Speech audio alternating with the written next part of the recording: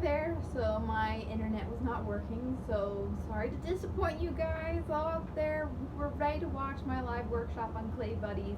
But I'm going to try and do a condensed version because I'm taking video on my phone, and who knows how long I have space in my phone to have video. So let me just jump right into this. My workshop is on bud vases, and I thought this was a really relevant topic because I don't know if you've seen, but I'm Lisa York, and I just had my article out in Ceramics Monthly where I talk about forms that are helpful to have when loading a wood kiln. And I kind of break it into 4 categories of things that are great to bring with you to load into the wood kiln. Tiny objects, bud vases are tiny. Complementary shapes, oh yeah, bud vases go around any bowl. And then tall and thin, yep, meets that category too. The only category this doesn't really fulfill is, I say, like special topic things. So for instance, I just started making these vases rather than using a crown. I literally, here, let me hold it up a little bit closer, but I'm literally using this vase in lieu of a crown. So, crown, you don't know what that is. Essentially, I'm wadding or placing a bowl upside down on top of this vase. So, yeah, that's why I chose the bud vase, because it's really relevant. So if you're curious about things to make and bring to whatever wood farm you're going to, take a look at this article on Ceramics Monthly. But really, let me jump into the idea of a clay assignment. Get this so the light's better. So I have a bud vase assignment. So, I mean, this could be those of you who are normally in a classroom setting being told what to do, or those of you like me in the studio and kind of bummed out about the world right now and just need something to just do and make and not have to think about it. So I have described here 3 different profiles. So you got straight flare. If it flared the other way, it'd be a couple, in my opinion. Convex, concave, and then you can change it up with the foot. So I tend to make non-round forms. So let's see here.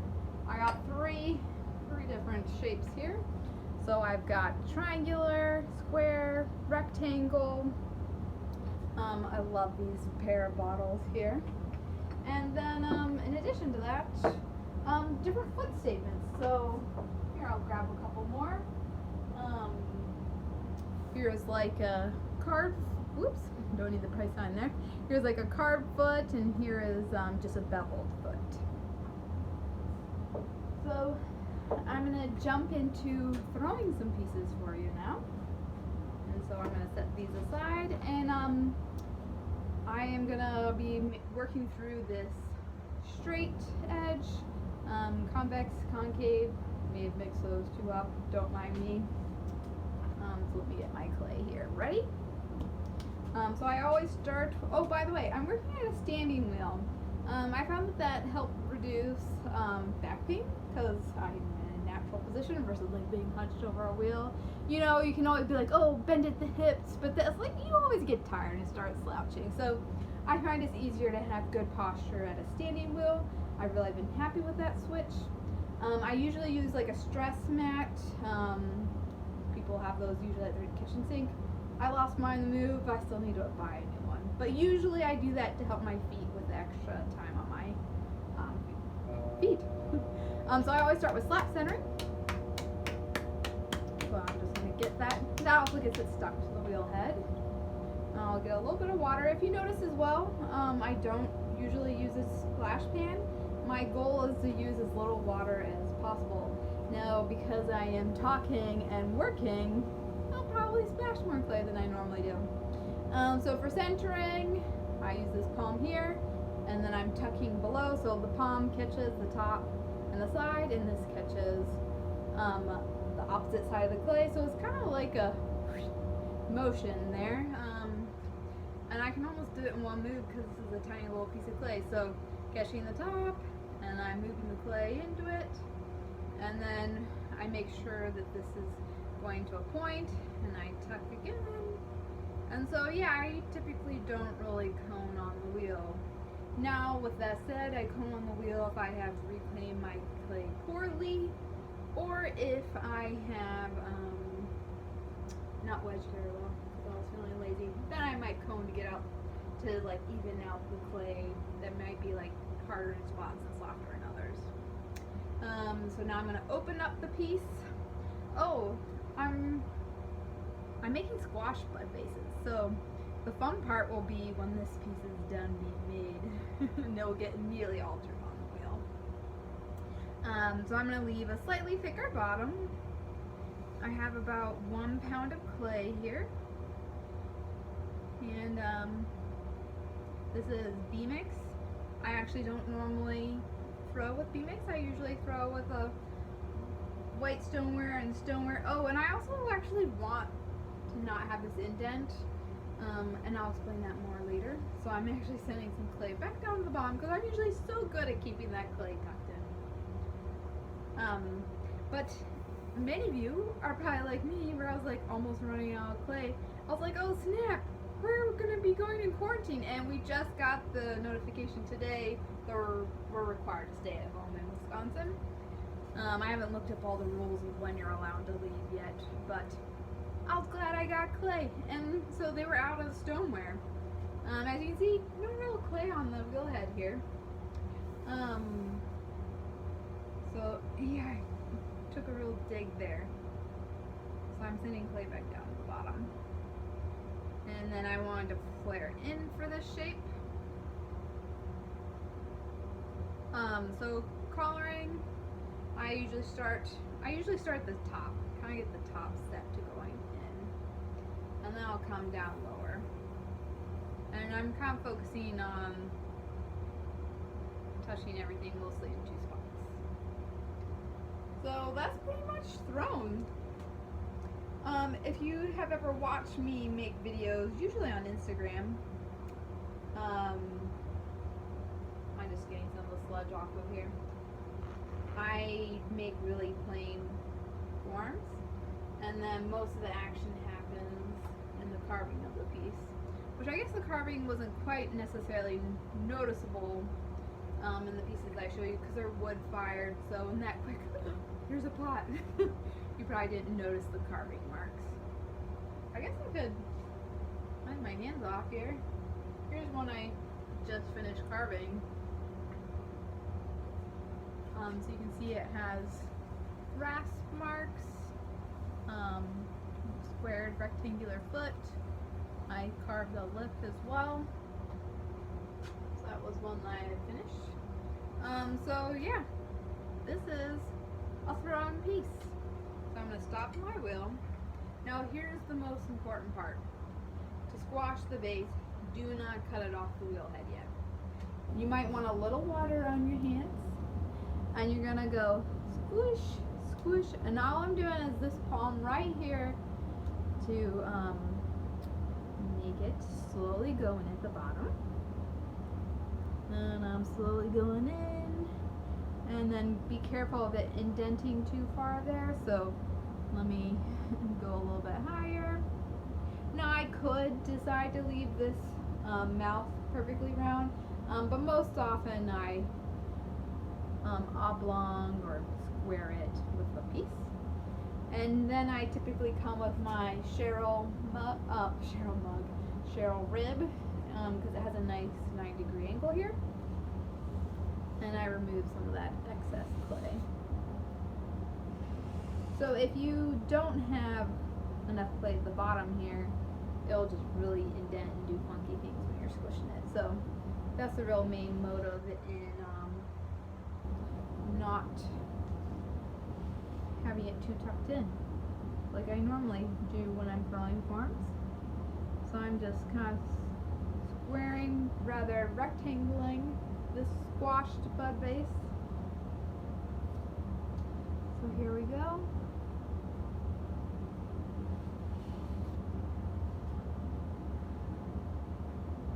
I'm just going to tidy this up. And like I said, I'm kind of doing a speedy version of this because I don't know how much memory I have on my phone. That's a problem as artists, right? We take too many darn pictures of beautiful things. Or our dogs, right? Lots of dog pictures. And boundary pictures. Who am I kidding?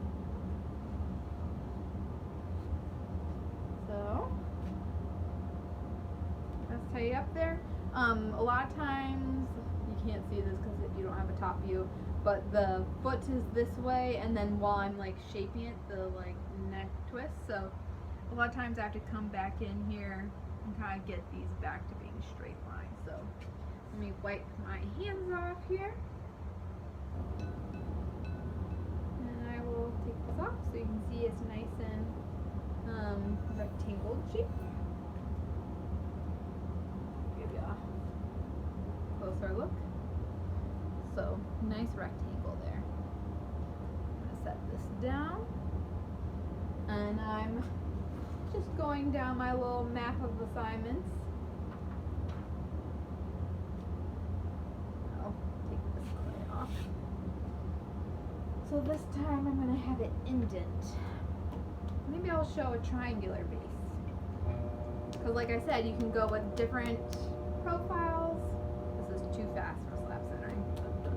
Getting excited here. Whee! Too fast. Alright, so you can have different profiles. You can have different shaped feet. You can have different carved feet. You can do these shapes with different amounts of clay.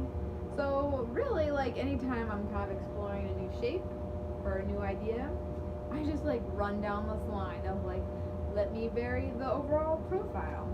Alright, now let me vary the foot. Now let me vary how I've carved the foot. So I'm always jumping around different foot statements, as I showed you in some of the pieces at the beginning.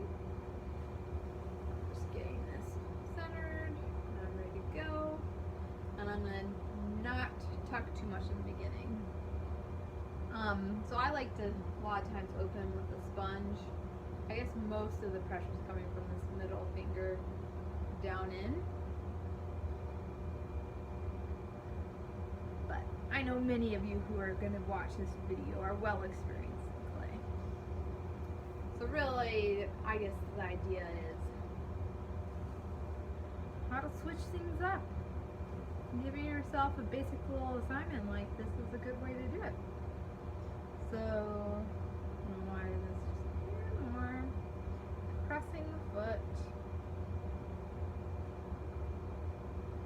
And I'm going to send some of this clay down now. Okay. And use my pole. And since this is a tiny object, my poles look a little different because like it's kind of constant contact. Really, it's just one pole, whoop, all the clay's thrown. Larger forms, it takes a little more effort, especially when they're taller and your fingers get separated and whatnot. But all right, so I'm going for the indenting, so I can make this a hair thinner.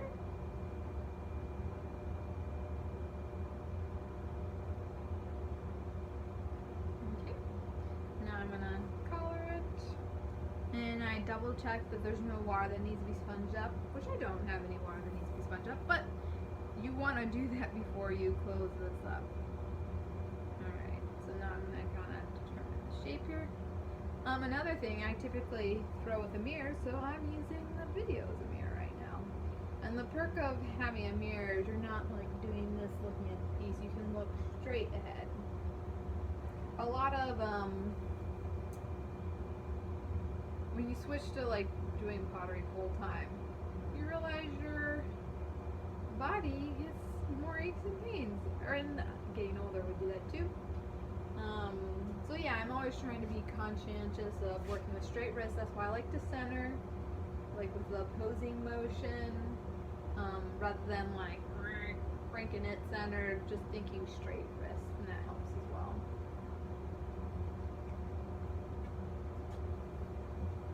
Well, I guess that is the shape I said I was going for. So, as you saw with the squishing, it's kind of nice to have this kind of like a drier skin, so it doesn't like just stick totally to your hands. So, I like to end removing all that sludge. I guess the squishing might be a little harder if the piece was like really watery and weak. I keep a fairly thick rim too, mostly because like I like to carve it, so it gives me more options on how I can carve it. So how about this time I go for triangular? So I'm not gonna have to indent quite as much. So I'll like rotate and indent more, squash it more. So let me get this going. Rotate again, because I'm not wanting it to be like four-sided or anything. Squash, squash, squash. And I'm really kind of putting force down and squishing. Okay, so that's looking pretty triangular down here. Now, the squishing really only works on pieces. I'm going to kind of scrape and kind of finesse the base of the triangular shape. Squishing only really works on a kind of narrow foot. If you try and like take a base like this wide and squish it, if you've ever seen tutorials, usually you take like a O shape and then you can squish and score and slip, or you throw a piece bottomless and attach a new bottom. But it was a really fun discovery when I realized I could totally get away with squishing without doing the cutting out the little, I don't know, leaf shape. Because like I can't reach my hand in there and repair that. So it was really a nice discovery, and the main learning curve was realizing don't cut it off the bat head, because the wheel head before you switch, because then it like buckles on itself and it really mars the bottom. I'm going to show you the bottom of this one too, because as you saw, it was really nice flat bottom. Now every so often I may have gotten an air bubble trapped and I'll have a minor repair to do, but for the most part it comes out really well. So here we go, and then I like to have the neck of the piece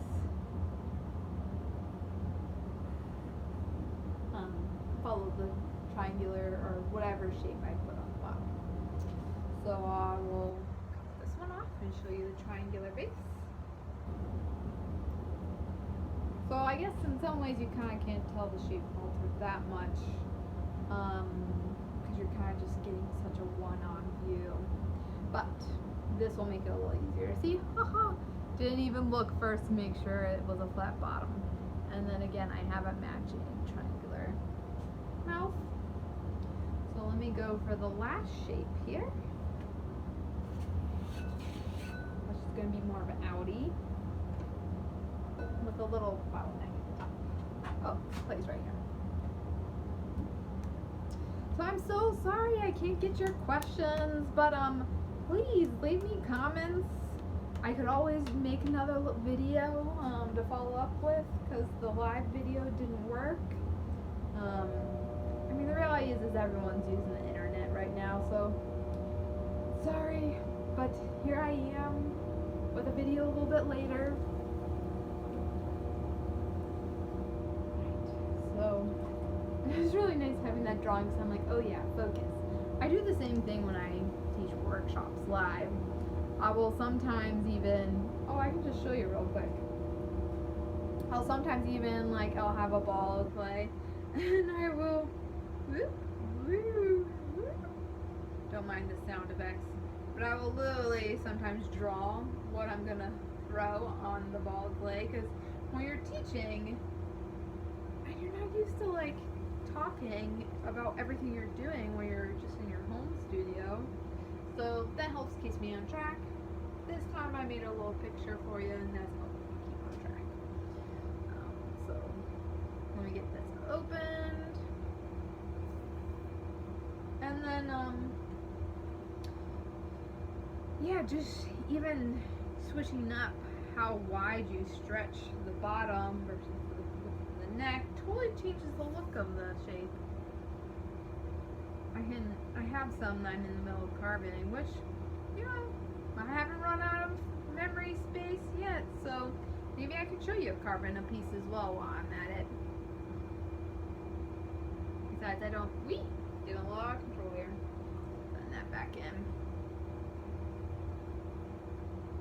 I don't have all your questions to answer, but that's okay. Like I said, you can send me your questions and I can always pop on and make another video for you. If you do like wooden soda firing, I have been creating these like educational series where I've been sharing a lot, more specifically soda firing. So you can check out some of those educational blog posts that I have. I think the most recent one was an interview of, I think it was Denise Joyle and Ron Philbeck. So that's kind of cool, right? I asked them a little bit about their soda firing experience, their schedules, like techie questions and aesthetic questions. So I've been having fun sharing info. I'm trying to remember. Audi.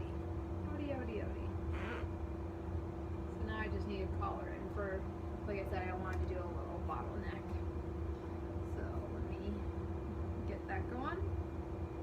I have it set up. I'm just kind of tucking it. And then I'm collaring it in.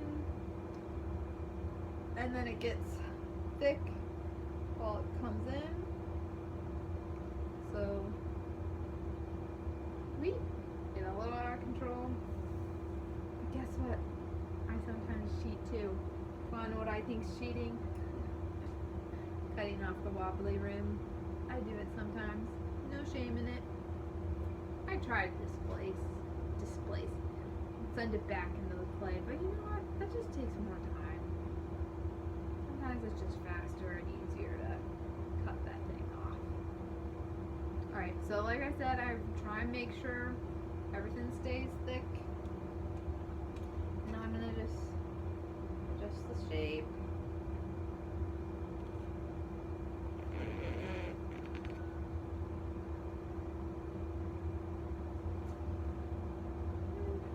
This neck a little bit smaller, so I can come back in here, make sure it doesn't get too thin. And honestly as well, since I'm carving the rims quite a bit, they don't have to be perfect either, because I end on a carved rim. So if it's a little funky, that's okay, it'll get fixed. Alright, I'm talking too much. Get this piece wrapped up. Soften that harsh edge. Okay. So I'll go back to doing just like the oblong rectangle shape. So start here, squish, squish, squish. Well, I'm also kind of like going forward and then going backward, not just 100% in. So squish, squish, squish. And then it starts to get too far ahead, come up here, get the top of it to follow along. So let me draw my hand off better. So that's pretty squished.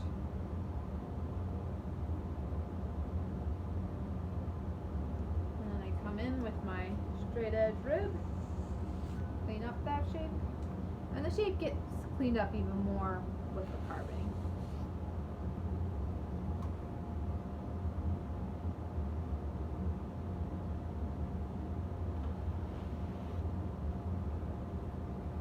So I feel like we all should say thank you to Stacy and Clay Buddies for organizing these workshops. It was really awesome of them to try and find a way to get some ideas and opportunity for teachers to share professional artists working in their own studios with their students. This is just such a different time. I feel for all of you missing your clay buddies. And hopefully you all got to take clay home.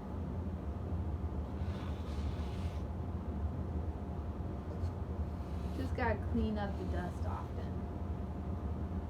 or rather try and clean up the clay before it becomes dust. So speaking of being a professional artist, another important perk of making these, some people think it's a derogatory word, but kiln filler, is that theoretically your kiln filler could pay for the fuel of your firing. Because in some ways, like, you could either have that kiln filler in the kiln or not if you didn't make it. So they're kind of like freebies in the kiln. So it's kind of nice if those freebies, where they're taking up that like small space that wouldn't necessarily have a piece to go there, pay for all the fuel of your kiln. So from a financial perspective, it's really wise to make some kiln filler, and they can be really cool shapes. I love my little bud vases.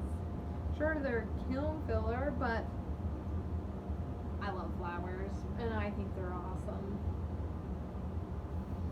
So, show this to you.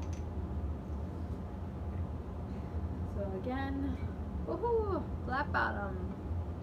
So I'll hold up these three shapes, because I put them on a board. They're in reverse order now. Whoa, oh, I can fix that. So I got my little drawing here. So I did reverse it. It was correct the first time, but regardless, a flared shape, convex, concave. Maybe mix those two up. I should have looked it up before the video. But so yeah, I still have space, so I'm gonna jump into carving some because I had some here ready to go. But you can see just how different the shapes looked when they're squashed. And here, let me get some examples of some of the ones I had thrown. So like, here's some that are ready to carve. This one obviously had like slightly taller straight. This one's more flared. This one's more like a bottleneck at the top. Yeah, they look quite different. And I mean, I usually don't say, if you really wanted to repeat them all, you would measure the base of the foot and let that not change. And you'd have to know what that measure of the base is before you squish it. And then you'd have to measure the neck. And then you'd have to maybe like put your hand here to know where the neck point starts if you really wanted to make them exact. But that's not my goal, so I'm gonna go ahead and jump into carving one of these. So you can see flat bottom. And then here I'll go to my samples here. I'll pick that foot. Or rather, here's a finished foot. Oh, such a great foot. I love how that ash drop built up there. So there you go. I'm gonna go for that foot. So I have this like wooden knife here, and so I will just press it. And if it's not wide enough, just take 2 passes.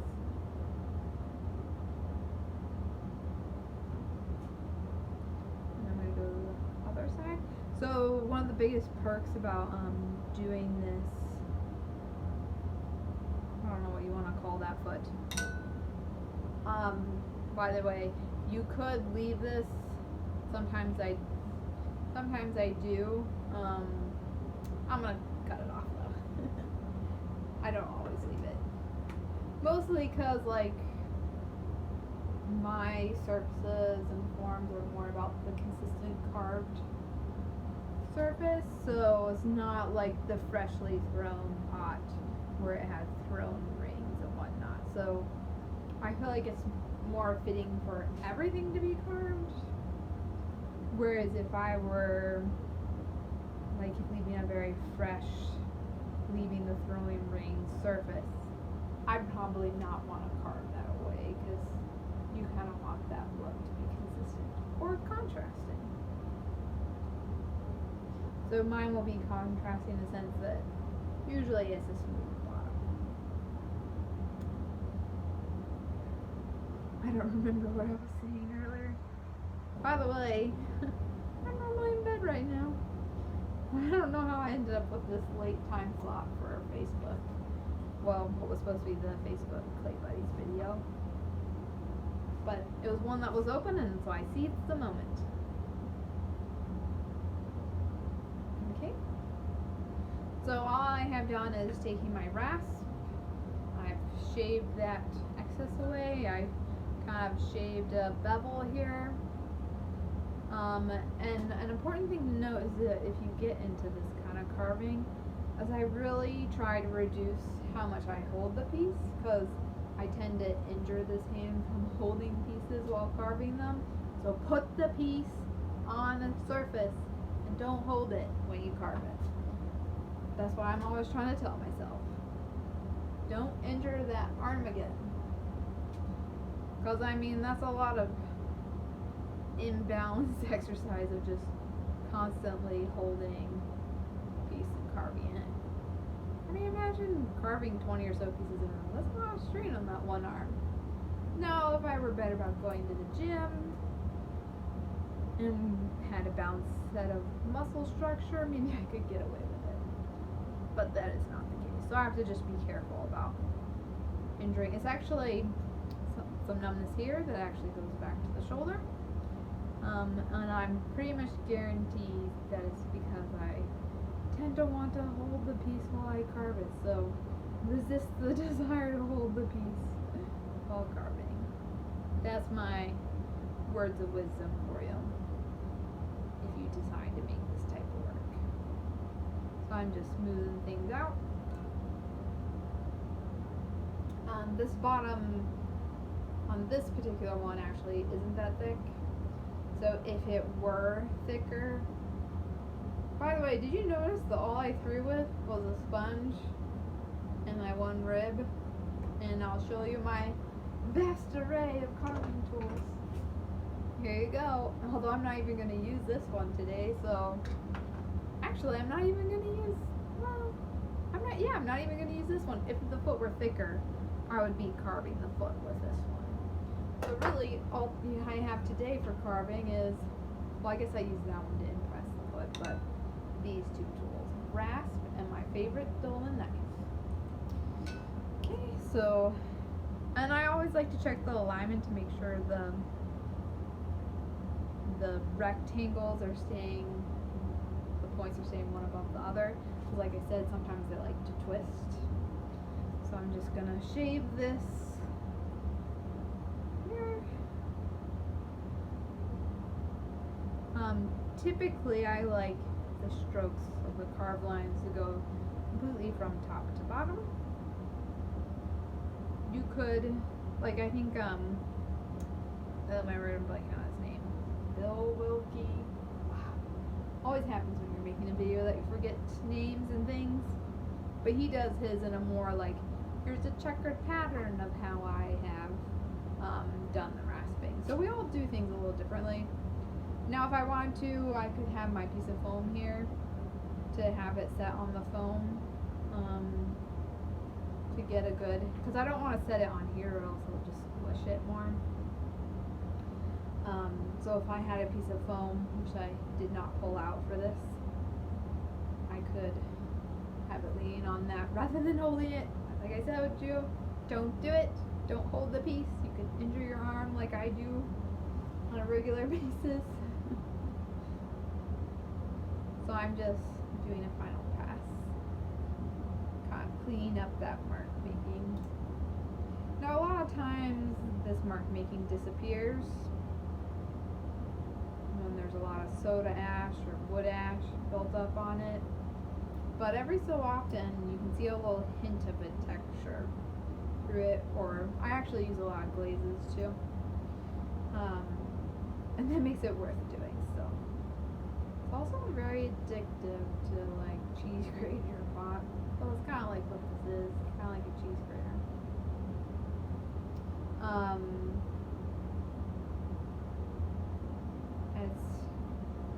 You may not, because I'm throwing the clay in here, you're not noticing how much I'm shaving off.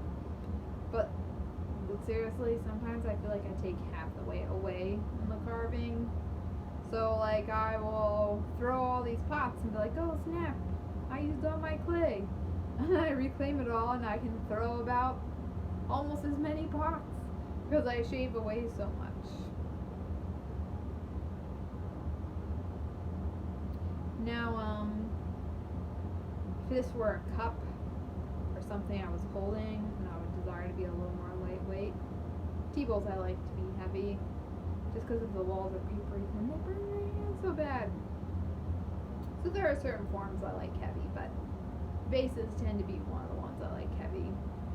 Every so often I'll catch myself carving a vase really thin. I'm like, what are you doing? It's gonna tip over so easy. Let that vase be heavy. So I'm telling myself that right now. Let the vase be heavy. That way it's not top heavy or when you get a lot of flowers in it. A vase is something that you can get away with having heavier in my opinion. So sometimes I will leave a rim kind of carved and cleaned up like this, but I think it's also fun to cut. Sorry, my hand's kind of in the way, isn't it? But I've done two cuts like that. And now I will go across.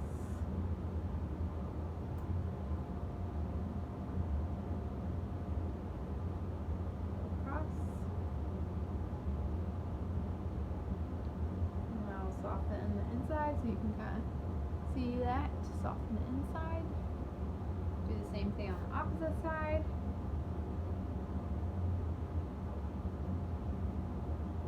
So yeah, I own more tools, but I don't use them. And a lot of my studio is still in storage in Illinois, which is kind of silly because we got this house in June. I've been working on making this a basement home studio. Some of you have been around longer, have seen the transformation of this creepy basement to a nice basement studio. Like the addition of this awesome big window. I love that window. Need more plants though. But I have some people saying they'll share some baby plants, so that's cool. Okay, so then I'll just soften these lip here.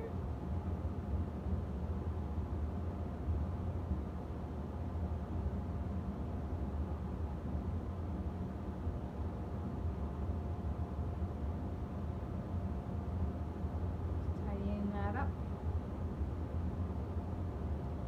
And then I use a stamp rather than, not a stamp, I use a symbol rather than my name on my pottery. It's actually this symbol right here, my tattoo.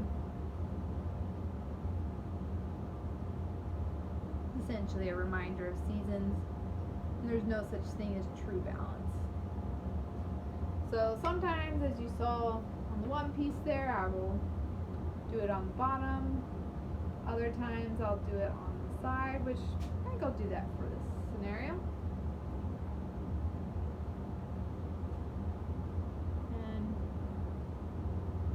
I can do more, it's still a wee bit sticky, so I can do that final cleanup pass another time. But I used to have this other tool for signing, but it broke, so this is what I've been using in the interim. Possibly it works just fine. Corner of my loop tool. So other times there'll be like a stamp on the piece, but other times I'll put it on the bottom. Put it different places. One last thing I wanted to show you, like I mentioned, this type of foot is great because with that squishing you have more clay here than out here, and so it tends to want to be like a rocking chair, and so that removes some of the high points there. And if that didn't do it, I use like a piece of drywall screen and I will just rub it across, and so you can see that it's perfectly flat now. So then just soften these edges.